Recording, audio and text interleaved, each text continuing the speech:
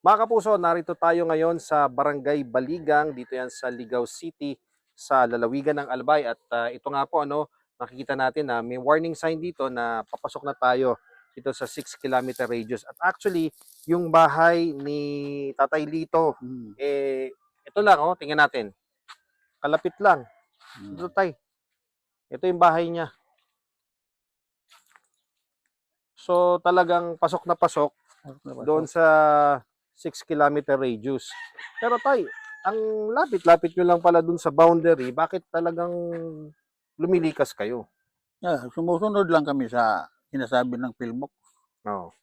Pag sinabi nila, siyempre susunod ka.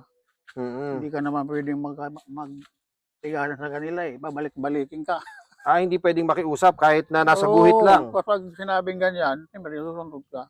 Mm-mm. Hindi, kahit na anong reklamo mo sa kanila, pag nakasagip ka ng 6 kilometer, talagang lilipat.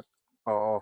Alam niyo po, mga kapuso, katunayan, mga 200 steps lang ang distansya ng bahay na ito papunta doon sa evacuation center. Dito naman sa kabila na side, ito sila, mga kapitbahay ni Mang Lito, pero dahil nga labas na sila doon sa danger zone, pwede pa sila magstay dito sa bahay, no, ate? So kaya yung mga residente dito, heto po sila at nagstay. Pero syempre, naka-alerto sila para kung sakaling sabihin ng gobyerno na kinakailangan lumikas pag tumaas yung alert level, ay pwedeng-pwede na sila at handang lumikas.